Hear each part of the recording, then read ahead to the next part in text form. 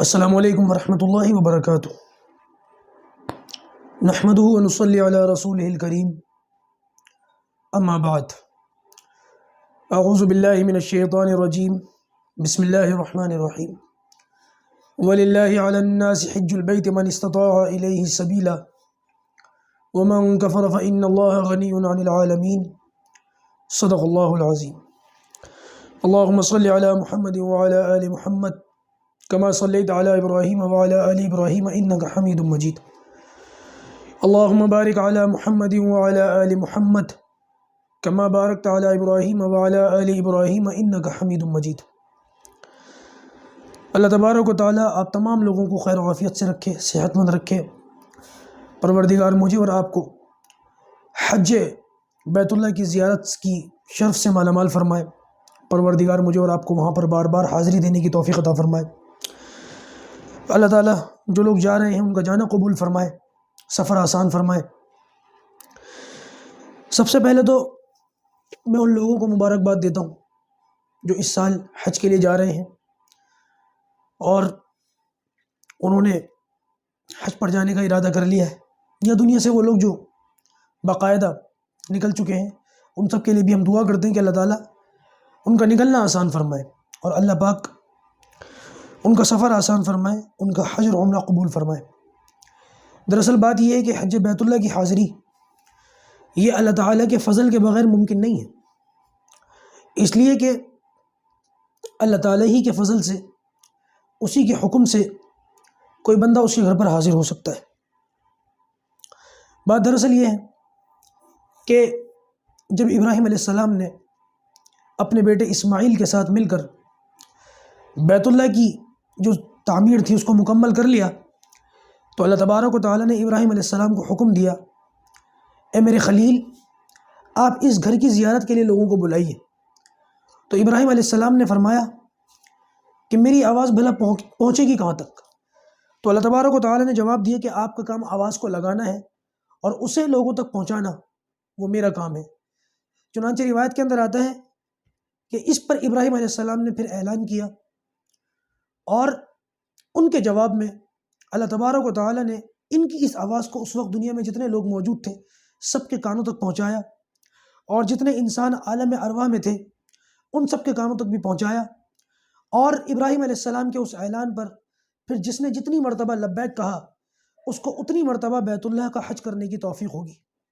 اگر کسی شخص نے ایک مرتبہ لبیک کہا تو اسے پوری زندگی میں ایک مرتبہ حج بیت اللہ کا حج کرنے کی توفیق ہوگی، اور اگر کسی شخص نے 2 مرتبہ لبیک کہا تو اسے 2 مرتبہ بیت اللہ کا حج کرنے کی توفیق ہوگی، اور اگر کسی شخص نے 10 مرتبہ لبیک کہا تو اسے 10 مرتبہ حج بیت اللہ کی توفیق ہوگی۔ حج بیت اللہ یہ بہت بڑا فریضہ ہے۔ اسلام کے جو 5 بنیادی ارکان ہیں ان میں سے ایک بیت اللہ کا حج ہے۔ نبی کریم صلی اللہ علیہ وسلم سے ایک موقع پر پوچھا گیا، ابو ہریرہ راوی ہیں، فرماتے ہیں کہ آپ صلی اللہ علیہ وسلم سے پوچھا گیا، یا رسول اللہ سب سے بہترین عمل کون سا ہے؟ تو اللہ کے رسول صلی اللہ علیہ وسلم نے فرمایا کہ اللہ اور اس کے رسول پر ایمان لانا۔ پھر کسی نے کہا یا رسول اللہ اس کے بعد؟ تو آپ نے فرمایا کہ اللہ کے راستے میں جہاد کرنا۔ پھر کسی نے فرمایا کہ یا رسول اللہ اس کے بعد؟ تو آپ نے فرمایا حج مبرور، یعنی کہ ایسا حج کہ جس میں کسی قسم کا کوئی گناہ نہ کیا جائے، اسے حج مبرور کہتے ہیں۔ حضرت عبداللہ ابن مسعود رضی اللہ تعالیٰ عنہ فرماتے ہیں کہ نبی کریم صلی اللہ علیہ وسلم نے ارشاد فرمایا کہ تم بار بار حج کرو، اس لیے کہ کئی مرتبہ حج کے لیے جانا یہ غربت کو دور کرتا ہے، مال میں برکت ہوتی ہے۔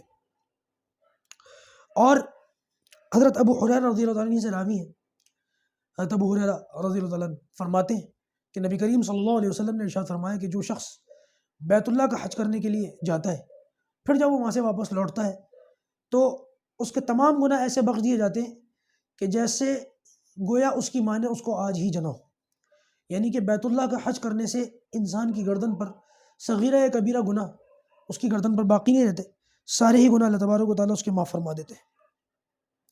دراصل ہماری اس نشست کا جو مقصد ہے وہ یہ ہے کہ بہت سارے ہمارے لوگ جو حج کے لیے جاتے ہیں وہ حج کے مسائل سے، یا حج کے اندر کون کون سی چیزیں لے جانی چاہیے، کون کون سی چیزیں نہیں لے جانی چاہیے، حج کے سفر میں کیا چیزیں ضروری ہیں اور کون کون سے کام کرنے چاہیے اور کن کن باتوں سے بچنا چاہیے، کیونکہ زندگی میں ایک آدھ مرتبہ یا 2 4 6 مرتبہ 10 مرتبہ کوئی شخص حج کرتا ہے۔ جو لوگ زیادہ جاتے ہیں 7 8 مرتبہ 10 مرتبہ چلے جاتے ہیں، ان کا تو خیر کیا ہی کہنا، لیکن جو لوگ زندگی میں پہلی مرتبہ جا رہے ہیں یا 1 2 مرتبہ ہی ان کا جانے کا ارادہ ہے، تو اس صورت کے اندر حج کے معاملات میں وہ لوگ بڑے پریشان ہوتے ہیں اور ان لوگوں کو کافی مشقتوں کا سامنا کرنا پڑ جاتا ہے۔ لہٰذا ہماری اس نشست کے اندر گھر سے جب نکلتے ہیں اور پھر جب وہاں پہنچ کر سارے اعمال کرتے ہیں اور اس کے بعد مسجد نبوی کی جو حاضری ہے اس کے بعد جب واپس آتے ہیں، تو انشاءاللہ اس پورے سفر کو بیان کیا جائے گا اور اس کے اندر جو ضروری چیزیں ہیں ان کو بھی بیان کیا جائے گا، اور کون کون سی ایسی چیزیں جن سے بچنا چاہیے انشاءاللہ ان کو بھی سامنے رکھا جائے گا، اور حج کے اندر کس سامان کی ہمیں ضرورت ہے انشاءاللہ ان باتوں کو بھی آپ کے سامنے ذکر کیا جائے گا۔ اللہ پاک مجھ کو صحیح کہنے کی اور ہم سب کو اس پر عمل کرنے کی توفیق عطا فرمائے۔ دراصل حج ایک بہت بڑا فریضہ ہے، جیسے کہ میں نے تھوڑی دیر پہلے کہا، اگر کوئی شخص حج کرنے کے باوجود بھی حج نہ کرے تو میرے دوستوں اس کے لیے احادیث میں بہت سخت وعید ہیں۔ حضرت علی رضی اللہ تعالیٰ عنہ راوی ہیں، فرماتے ہیں کہ نبی کریم صلی اللہ علیہ وسلم نے ارشاد فرمایا کہ اگر کوئی شخص حج کرنے کی استطاعت رکھتا ہو، حج کی استطاعت کا مطلب یہ ہے کہ وہاں تک جانا اور وہاں سے واپس آنا، اور اس سفر کے بیچ میں جتنی اس کے پاس ضرورت کی چیزیں، سواری وغیرہ کا بندوبست اچھے پیمانے پر کر سکتا ہو، اور پیچھے اپنے اہل و عیال کا مناسب درجے کے اخراجات کا بھی جو ہے انتظام کر سکتا ہو، اس کے باوجود بھی وہ شخص حج نہ کرے، تو نبی کریم صلی اللہ علیہ وسلم نے ارشاد فرمایا کہ ایسا شخص یہودی ہو کے مر جائے یا عیسائی ہو کے مر جائے، اللہ تبارک و تعالیٰ کو اس کی کوئی پرواہ نہیں۔ آپ اس سے اندازہ لگائیں کہ کتنی سخت وعید ہے، اور اس کا جو ہے کتنا خیال رکھنے کی ضرورت ہے۔ اس لیے اگر کوئی شخص صاحب استطاعت ہو اور اس کے پاس اتنا اثاثہ ہو کہ وہ حج کر سکتا ہو، آمد و رفت کا خرچہ برداشت کر سکتا ہو، اور سفر کے اندر تمام ضروریات اور سواری وغیرہ کا بندوبست آسانی کے ساتھ کر سکتا ہو، اور پیچھے اپنے اہل و عیال کی ضرورت کو مناسب درجے میں پورا کر سکتا ہو، تو ایسا شخص جتنا جلدی ہو سکے حج کرے۔ حج کے اندر کوتاہی اور اس کے اندر ٹال مٹول کرنا بالکل درست نہیں۔ آپ اس حدیث کی روشنی میں، جیسے کہ میں نے تھوڑی دیر پہلے پڑھ کے بتائی، اندازہ لگا سکتے ہیں کہ یہ کتنی خطرناک بات ہے۔ بہرحال حج کے لیے چند ایک شرطیں ہیں، اس سے پہلے یاد رکھیں کہ حج جو ہے یہ بالکل آخری میں جا کر کے فرض ہوا ہے۔ 8 ہجری میں جب مکہ فتح ہوا، اور 9 ہجری میں نبی کریم صلی اللہ علیہ وسلم نے حضرت ابوبکر صدیق رضی اللہ تعالیٰ عنہ اور حضرت علی کرم اللہ وجہ کو امیر حج بنا کر کے روانہ فرمایا، تو وہاں جا کر کے انہوں نے لوگوں کو حج سکھایا، اور وہاں جا کر کے انہوں نے یہ اعلان کر دیا کہ آج کے بعد کوئی مشرک بیت اللہ کا طواف نہ کرے، اور آج کے بعد کوئی شخص ننگے ہو کر بیت اللہ کا طواف نہ کرے، اور جتنی زمانہ جاہلیت کی رسومات ہیں وہ ساری ختم کی جائیں گی۔ پھر جب یہ اعلان ہوا اور شرک کے آثار ختم ہوئے، تو پھر نبی کریم صلی اللہ علیہ وسلم خود بنفس نفیس 1.25 لاکھ صحابہ کی معیت میں وہاں پہنچے، اور آپ نے وہاں جا کر کے حج فرمایا اور لوگوں کو حج کے اعمال اور ارکان کر کر کے دکھائے۔ بہرحال ہر اس شخص مسلمان پر حج فرض ہے جو ایمان والا ہو، عقل مند ہو، بالغ ہو اور صاحب استطاعت ہو۔ البتہ عورت کے لیے اس سب کے علاوہ ایک شرط اور ہے، وہ یہ کہ عورت کے ساتھ کوئی محرم ضرور ہو۔ عورت کے پاس اگر ساری چیزیں ہوں لیکن اگر کوئی محرم اس کے ساتھ نہ ہو، تو اس صورت کے اندر عورت پر حج فرض نہیں ہے۔ عورت کے لیے حج کی فرضیت میں سے ایک فرض یہ بھی ہے کہ اس کے ساتھ کوئی محرم ہو، بیٹا، بھائی، شوہر یا باپ۔ بہرحال اگر کوئی شخص جس کے حالات اچھے تھے، حج اس کے اوپر فرض تھا، لیکن اس نے کوتاہی کی، غفلت برتی اور حج نہیں کیا، اور بعد میں اس کے حالات خراب ہو گئے، تو علماء نے لکھا کہ حالات خرابی کے باوجود بھی حج اس پر فرض رہے گا۔ حج کی فرضی حالات کے بدلنے سے اس کے اوپر سے ختم نہیں ہوگی۔ دیکھیے، اب میں باقاعدہ حج کا طریقہ آپ کے سامنے بیان کرنے لگا ہوں۔ آپ لوگوں سے مؤدبانہ گزارش ہے کہ آپ اس کو بہت توجہ سے سنیے گا، بہت دھیان سے سنیے گا۔ تمام چیزیں تو آج بیان کرنا بہت مشکل ہے، کیونکہ حج کے اندر بہت سارے مراحل ہیں، مختلف قسم کے اعمال ہیں، ان سب کو ایک ہی نشست کے اندر رکھنا یہ بھی بڑا مشکل کام ہے۔ لہٰذا ان کو 4-5 نشستوں کے اندر، یا ہو سکتا ہے اس سے بھی 1-2 نشستیں زیادہ ہو جائیں، انشاءاللہ ان تمام نشستوں کے اندر یہ باتیں رکھی جائیں گی۔ اور یہ بات آپ لوگ ملحوظ رکھیں کہ یہ بات آپ لوگ جو ہے اپنے ذہن میں رکھیں کہ حج یہاں پر تفصیل کے ساتھ بیان نہیں کیا جا رہا، بلکہ مختصراً ہی بیان کیا جا رہا ہے، اس لیے اگر تفصیل بیان کرنی شروع کر دی تو پھر بہت لمبا چوڑا چکر ہو جائے گا۔ حج میں جتنی موٹی موٹی باتیں ہیں اور جن کا خاص طور سے خیال رکھنے کی ضرورت ہے، یہاں پر صرف انہی چیزوں کو بیان کیا جائے گا۔ دیکھیے، حج کی 3 قسمیں ہیں۔ نمبر 1 حج افراد، نمبر 2 حج قران، اور نمبر 3 حج تمتع۔ حج افراد اس حج کو کہتے ہیں کہ اپنے مقام سے حج کے ارادے سے نکلنے والا حاجی احرام باندھ کر کے نکلے گا، اور یہ صرف حج کا احرام باندھے گا، اور بیت اللہ یعنی کہ حرم کے اندر پہنچ کر وہاں پر صرف حج کرے گا، اور حج کر کے احرام کھول دے گا، اور عمرہ اس کے ساتھ شامل نہیں کرے گا۔ اس کو حج افراد کہتے ہیں۔ یہ بات یاد رکھیے گا کہ حج بدل کرنے کے لیے حج افراد کیا جاتا ہے۔ اگر کوئی شخص حج بدل کے لیے جا رہا ہو تو اس کو چاہیے کہ وہ حج افراد ہی کرے۔ اور حج بدل کے اندر کچھ اور شرطیں ہیں، جن میں سے 3 شرطیں بنیادی ہیں۔ نمبر 1 حج بدل کا مطلب یہ ہے کہ کسی اور کی طرف سے حج کرنا۔ حج بدل کے اندر جو شرطیں ہیں ان میں سے ایک شرط تو میں نے بتا دی کہ حج بدل کرنے والا شخص حج افراد کرے گا، اور 3 بنیادی شرطیں جو الگ سے بیان کی جاتی ہیں وہ یہ کہ جس کی طرف سے حج کیا جا رہا ہے اس پر حج فرض تھا، لیکن وہ حج کیے بغیر ہی اس دنیا سے چلا گیا، یا عمر کے ایسے درجے پر پہنچ گیا، یا ایسا اپاہج اور معذور ہو گیا کہ وہ چاہ کر بھی حج نہیں کر سکتا، تو لہٰذا یہ ایک شرط ہے کہ اس کے اوپر حج فرض تھا، اس لیے اس کی طرف سے حج کیا جا رہا ہے۔ دوسری شرط یہ ہے کہ اس نے حج کی وصیت کی ہو، اور تیسری شرط یہ ہے کہ جس کی طرف سے حج کیا جا رہا ہے حج بدل کے لیے سارے پیسے یا اکثر پیسے اس کے ہوں جس کے اوپر حج فرض تھا۔ تو یہ 3-4 شرطیں تھیں، اور ایک شرط اور وہ یہ کہ جو شخص حج بدل کرنے کے لیے جا رہا ہے اس کو یہ چاہیے کہ اس نے اپنا پہلے فرض حج کر لیا ہو۔ اگر کوئی شخص ان ساری باتوں کا خیال رکھے گا تبھی وہ حج بدل کر سکتا ہے۔ بہرحال یہ تھا حج افراد۔ حج افراد یعنی کہ صرف حج کا احرام باندھنا اور وہاں پہنچ کر صرف حج کرنا، عمرہ اس میں شامل نہ کرنا۔ حج قران، یہ حج قران جو ہے اس کا طریقہ یہ ہے کہ آدمی اپنے مقام سے حج اور عمرہ دونوں کا ایک ہی احرام باندھ کر کے جائے گا، اور وہاں پہنچ کر صرف عمرے کے 2 کام کرے گا۔ عمرے کے 3 کام ہیں، ان 3 میں سے صرف 2 کام کرے گا۔ نمبر 1 بیت اللہ کا طواف کرے گا، نمبر 2 صفا مروہ کی سعی کرے گا۔ لیکن جو تیسرا عمرے کا کام ہے بالوں کو منڈوانا یا کٹوانا، وہ یہ کام نہیں کرے گا۔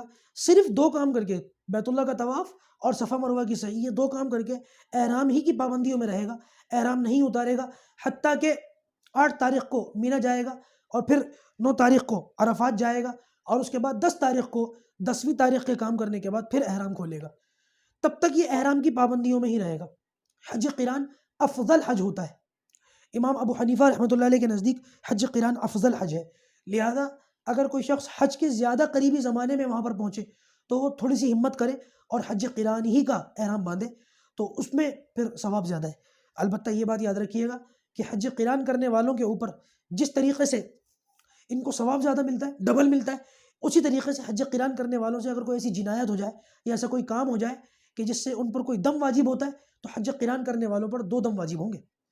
جیسے حج افراد یا حج تمتع کرنے والا اگر کوئی شخص کوئی غلطی کر دے جس سے اس کے اوپر 1 مٹھی صدقہ دینا واجب ہوگا، تو حج قران کرنے والے پر 2 مٹھی صدقہ دینا واجب ہوگا۔ اگر کوئی شخص ایسا کوئی کام کرتا ہے جس سے دم واجب ہوتا ہے، دم یعنی کہ قربانی، کوئی کام ایسا ہو گیا کہ اب دم کرنا پڑے گا، دم دینا پڑے گا، قربانی کرنی پڑے گی، تو حج قران کرنے والے کو ڈبل قربانی کرنی پڑے گی۔ اس لیے اس کے اندر پابندیاں زیادہ ہیں اور سختیاں زیادہ ہیں، لیکن اس کا ثواب بھی زیادہ ہے۔ اس لیے حج کے اگر بہت زیادہ پہلے کے دنوں میں شروع کی فلائٹس میں آپ جائیں تو پھر یہ احرام نہ باندھیں، پھر پریشانی ہو سکتی ہے، لیکن اگر ہمت والے ہیں تو باندھ لیں۔ لیکن اگر آپ حج کے قریبی زمانے میں جا رہے ہیں، 2-4 دن پہلے ہی جا رہے ہیں، تو ہمت کر کے پھر حج قران ہی کا احرام باندھیں۔ نبی کریم صلی اللہ علیہ وسلم نے بھی اسی جو ہے حج کو ترجیح دی تھی، آپ صلی اللہ علیہ وسلم نے یہی والا حج کیا تھا، حج قران۔ حج کی تیسری قسم ہے حج تمتع۔ اس کے اندر یہاں سے جانے والا حاجی اپنے مقام سے صرف عمرے کا احرام باندھے گا، اور وہاں پہنچ کر عمرے کے 3 کام کرے گا، یعنی بیت اللہ کا طواف کرے گا، صفا مروہ کی سعی کرے گا، اور پھر تیسرے نمبر پر اپنے بالوں کو منڈوائے گا یا کٹوائے گا، اور اس کے بعد پھر وہ احرام اتار دے گا، اور احرام کی جتنی پابندیاں ہیں وہ ساری اس کے اوپر سے ختم ہو جائیں گی، بغیر پابندیوں کے ہی وہ وہاں پر رہے گا۔ پھر وہ 8 تاریخ کو حج کا احرام باندھے گا، 8 تاریخ کو مینا جائے گا، اور پھر 9 تاریخ کو عرفات جائے گا، اور پھر 10ویں تاریخ کے کام کرنے کے بعد یہ دوسرا احرام بھی کھول دے گا۔ حج تمتع یہ آسان حج ہوتا ہے، ہمارے یہاں سے جانے والے لوگ یہ حج تمتع ہی کرتے ہیں، لہٰذا میں آپ حضرات کے سامنے اسی کا مختصر طریقہ بیان کروں گا اور اسی کے متعلق جو مسائل ہیں وہ آپ کے سامنے رکھوں گا۔ اللہ پاک میرا کہنا آپ کا سننا آسان فرمائے۔ دیکھیے، جب اپنے گھر سے حج کے سفر کے لیے نکلنے کا ارادہ ہو تو سب سے پہلے آپ کو چاہیے کہ حج کے سفر کے لیے تیاریاں کر لیں۔ تیاری کے اندر کیا کیا چیزیں ہیں ان کو یاد رکھیں۔ سب سے پہلے اپنے گناہوں سے توبہ کر لیں، یا اللہ میں اس کے لیے جا رہا ہوں، میرے مولا جتنے بھی مجھ سے صغیرہ اور کبیرہ گناہ ہوئے ہیں میں ان سے توبہ کرتا ہوں اور آئندہ ان گناہوں کو نہ کرنے کا پکا ارادہ کرتا ہوں۔ سب سے پہلا کام تو یہ کرنا ہے۔ نمبر 2، اگر آپ کے پاس کوئی امانت رکھی ہوئی ہے تو ان امانتوں کو لوٹا دیں۔ نمبر 3، اگر کسی کا کوئی قرض آپ کے گردن پر باقی ہے تو اپنا وہ قرض وغیرہ ادا کر دیں۔ نمبر 4، اگر آپ کے ذمہ کچھ نمازیں یا روزے قضا ہیں تو ان نمازوں کو پڑھ لیں، ان روزوں کی قضا کر لیں۔ اور اگر ابھی اتنا موقع نہ ہو، ظاہر سی بات ہے کہ کئی نمازیں ہوں اور ان نمازوں کو لوٹانے کا موقع نہ ہو، تو اس صورت کے اندر پکا ارادہ کر لیں کہ انشاءاللہ حج سے واپسی پر ان نمازوں کو اور ان روزوں کو لوٹائیں گے، ان کی قضا کریں گے۔ اگر کسی سے کچھ کہنا سننا ہو تو اس کہنے سننے پر لوگوں سے معافی تلافی کر لیں، دل صاف کر لیں، اور اگر اس کا موقع نہ ہو تو اس کی وصیت کر جائیں۔ دیکھیے، حج کے سفر کے اندر 2 کام آپ کو اور کرنے ہیں۔ نمبر 1، تلبیہ کو یاد کرنا ہے، خوب اچھی طریقے سے یاد کرنا ہے۔ تلبیہ یہ بنیاد کی حیثیت رکھتی ہے حج کے اندر۔ حج کے سفر میں تلبیہ کثرت سے پڑھی جاتی ہے، آپ اس کو خوب اچھی طریقے سے ذہن نشین کر لیں۔ میں بھی آپ کے سامنے پڑھ کے سنا دیتا ہوں، اگر کسی کو یاد نہ ہو تو اس تلبیہ ہی کو وہ 2-4 مرتبہ سن لیں، انشاءاللہ بہت اچھے، بہت آسان اور بہت پیارے الفاظ ہیں، وہ انشاءاللہ خوب اچھے سے ذہن نشین ہو جائیں گے۔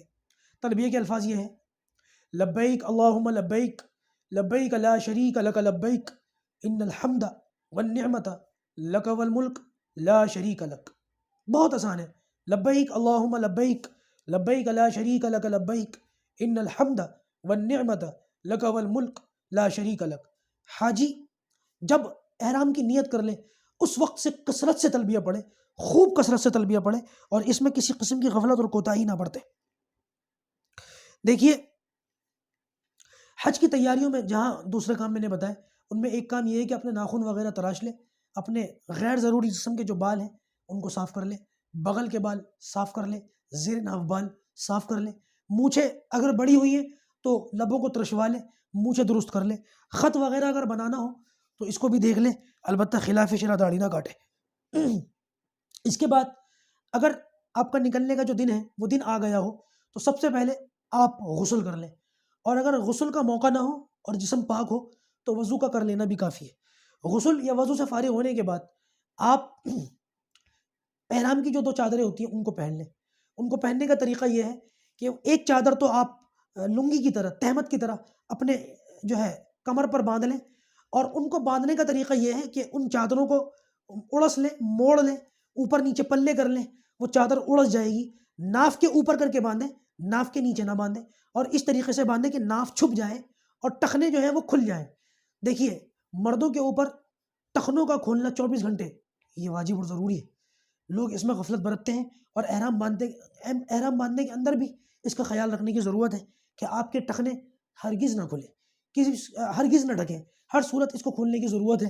اور یہ جو ناف ہے نا، یہ ہمارا سطر ہے، نہ صرف یہ کہ ناف، بلکہ ناف کے پیچھے والا جو ہماری کمر کی جانب کا حصہ ہے نا، ناف کی سیدھ میں، وہ بھی۔ تو لہٰذا چادر کو خوب اچھی طریقے سے اوپر کر کے باندھ لیں، چادر سخت ہو جائے گی، آپ اس کو تھام بھی لیں گے اور آپ کے سطر کا پردہ بھی ہو جائے گا اور ٹخنے بھی کھل جائیں گے۔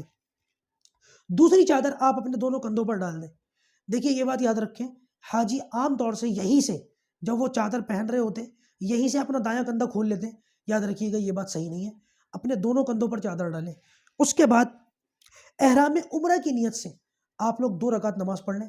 پہلی رکعت میں قل یا ایھا الکافرون اور دوسری رکعت میں قل ھو اللہ احد کی سورت پڑھیں، اور اس کے بعد پھر سفر کی آسانی کے لیے دعا کریں، اور اللہ تعالیٰ سے ان الفاظ میں بھی دعا کریں: اللہم انی اسألک رضاک والجنہ واعوذ بک من غضبک والنار۔ یا اللہ، میں تجھ سے تیری رضا اور جنت کا سوال کرتا ہوں، اور تیرے غصے اور جہنم سے میں پناہ مانگتا ہوں۔ اور اللہ تعالیٰ سے خوب گڑگڑا کر کے دعا کریں، اور ہو سکے تو ہوائی چپل، کھلی چپل پہن لیں، ایسی چپل پہنیں یہ جو ٹخنے کی ابھری ہوئی ہڈی ہے نا یہ کھلی رہے، یہ دکھتی رہے، اور جب گھر سے روانہ ہو تو خوش و خرم روانہ ہو، اور روتے پیٹتے روانہ نہ ہو، اور کچھ صدقہ دے کر کے روانہ ہو۔ البتہ یہ جو آپ نے ابھی 2 رکعت نماز پڑھی ہے اس پر اس بات کا خیال رکھیں کہ ابھی آپ کا احرام نہیں بندھا، ابھی آپ نے صرف احرام کی چادریں باندھی ہیں۔ احرام نیت کا نام ہے، چادروں کا نام احرام نہیں ہے۔ ابھی آپ نے نیت نہیں کی اس لیے ابھی آپ کا احرام نہیں بندھا، اس لیے ابھی آپ پر احرام کی پابندیاں بھی شروع نہیں ہوئی۔ ہاں ابھی آپ نے صرف احرام کی چادریں باندھ رکھی ہیں، صرف چادریں باندھنے سے نیت نہیں ہوتی۔ یہ چند ایک باتیں جو میں نے بتائی ہیں اس کا خاص طور سے خیال رکھیے گا۔ بہت سارے لوگ اور بھی قسم کے سوالات پوچھتے ہیں کہ بھائی وہ کیا کیا سامان لے کر کے جانا چاہیے، اور کون کون سی چیزیں ہونی چاہیے، اور کرنسی کیسی ہونی چاہیے۔ تو بھائی یہ بات یاد رکھیں، اگر کوئی شخص کرنسی بھی معقول لے کر کے جائے اور اس کے پاس سامان بھی بہت اچھا ہو اور وہ ساری جو سہولیات ہیں اور اس کو ساری مل جائیں، لیکن اگر اس کا خدا نخواستہ حج قبول نہ ہو تو اس کی ساری کی کرائی محنت پر پانی پڑ جائے گا۔ اس کے مقابلے میں اگر کوئی شخص کوئی کرنسی بھی معقول نہ ہو، کوئی سہولیات بھی نہ ہو، مشقتیں اٹھا لے، لیکن اللہ تبارک و تعالیٰ اس کا حج قبول کر لے، تو یہ اس کے لیے سارا اس کا مقصد ہی یہی تھا۔ جو اتنی مشقت اٹھائی، اتنی پریشانی اٹھائی، کس لیے اٹھائی؟ صرف اس وجہ سے اٹھائی۔ تو لہٰذا میری کوشش یہ رہے گی کہ حج کے سفر کے اندر جتنی بھی باتیں ہیں موٹے موٹے طور پر جو آپ کو معلوم ہونی چاہیے وہ ساری بتا دوں۔ البتہ 1-2 چیزیں رہ گئی ہیں ان کو سمجھ لیں۔ نمبر 1، اپنے گاؤں وغیرہ سے اگر آپ نکل گئے اور ایئرپورٹ اور دور وغیرہ کہیں جانا ہے تو ظاہر سی بات ہے سفر اب لمبا ہے آپ کا، اس صورت کے اندر اب آپ قصر نماز پڑھیں گے، یعنی کہ وہ فرض نمازیں جو 4 رکعت ہیں، ظہر، عصر اور عشاء، ان کو 2 پڑھیں گے۔ البتہ جہاں پر بھی آپ نماز پڑھ رہے ہیں وہاں کے امام اگر مقامی اور ان کے پیچھے آپ باجماعت نماز پڑھ رہے ہیں تو اس صورت کے اندر آپ نماز قصر نہیں پڑھیں گے بلکہ 4 کی 4 پوری پڑھیں گے۔ یہ جو 2 رکعت میں نے بتائی احرام عمرہ کی نیت سے 2 رکعت پڑھنی ہے، ان 2 رکعتوں کو پڑھتے وقت 2 باتوں کا خیال رکھنا ہے۔ نمبر 1، اس میں جو آپ نے 2 چادریں آپ نے ڈالی ہیں، چادر کے دونوں پلے آپ کے دونوں کندھوں پر ہیں، ان میں سے ایک پلے کا جو ہے نا پیچھے کی طرف سے چادر لٹکی ہوئی ہوگی، پیچھے کمر کی طرف سے چادر اتار کر آپ اپنے سر پر رکھ لیں، ننگے سر نماز نہ پڑھیں، وہ چادر سر کے اوپر رکھ لیں اور پھر سر ڈھک کر کے اس طریقے سے نماز پڑھیں۔ قل یا ایھا الکافرون، قل هو اللہ احد کی صورت تو میں نے بتا دی، ایک تو اس چیز کا خیال رکھنا ہے۔ نمبر 2، اس چیز کا بھی خیال رکھنا ہے کہ یہ 2 رکعت آپ گھر سے جب آپ نکلیں اور یہ 2 رکعت پڑھیں تو اس کا خیال رکھیں کہ یہ مکروہ وقت میں نہ پڑھیں، زوال کا وقت ہے اور بھی اس قسم کے جو اوقات ہیں، سورج نکلنے کا یا ڈوبنے کا جو وقت ہے اس میں نہ پڑھیں۔ اگر مکروہ وقت ہو تو اس مکروہ وقت کو ختم کرنے کا اس کا انتظار کریں، ختم ہونے کا، اس کے بعد پڑھیں۔ البتہ اگر موقع ہو تو محلے کی مسجد کے اندر بھی جو ہے وہ آپ 2 رکعت پڑھ لیں اور سفر کی آسانی کے لیے اللہ تعالیٰ سے دعا کریں۔ ایک چیز کا اور خیال رکھیں، وہ یہ کہ نماز کے اندر سنتوں کی پابندی کسی بھی صورت میں، فجر کی جو 2 سنتیں ہیں ان کو کسی بھی صورت میں نہ چھوڑیں۔ البتہ باقی کی جو سنتیں ہیں، باقی کی جو دوسری سنتیں سفر میں اگر مشقت نہ ہو تو ان کو پڑھ لیں، اور اگر زیادہ مشقت ہو تو اس صورت کے اندر ان کو چھوڑ سکتے ہیں۔ جہاز کے اندر جب آپ بیٹھ جائیں تو جب آپ کو یہ یقین ہو جائے کہ اسی جہاز سے آپ کو جانا ہے اور جہاز نے پرواز کر دی اور آپ کو پتہ چل گیا ہاں کہ یہی جہاز ہے جس سے ہمیں وہاں پہنچنا ہے، تو اب آپ نیت کر کے تلبیہ پڑھ لیں۔ اب آپ جو ہے یہ دعا پڑھیں، اللہم انی ارید العمرۃ فیسرھا لی وتقبلھا منی، یا اللہ میں عمرے کی نیت کرتا ہوں، اس کو آسان فرما اور میرے لیے اس کو آسان فرما اور قبول فرما۔ اور یہ جو دعا میں نے بتائی نا اس کو زبان سے بھی کہہ لیں۔ کہنے کے بعد پھر 3 مرتبہ تلبیہ پڑھیں، لبیک اللہم لبیک، لبیک لا شریک لک لبیک، ان الحمد والنعمت لک والملک لا شریک لک۔ مرد 3 مرتبہ بلند آواز سے تلبیہ پڑھیں اور عورتیں آہستہ آواز سے 3 مرتبہ تلبیہ پڑھیں۔ جب آپ نے تلبیہ پڑھ لیا، نیت کر لی، تو اب آپ کا احرام بند گیا اور یہاں سے اب آپ کے اوپر احرام کی پابندیاں شروع ہو گئیں۔ وہ کیا پابندیاں ہیں انشاءاللہ عز و جل اگلی نشست میں آپ کے سامنے بیان کروں گا۔ میں اپنی بات کو یہیں پر مکمل کرتا ہوں۔ اللہ پاک جو لوگ حج کے لیے جا رہے ہیں ان کا جانا آسان فرمائے اور ہم سب کو بھی بار بار جانے کی توفیق عطا فرمائے۔ السلام علیکم ورحمۃ اللہ وبرکاتہ۔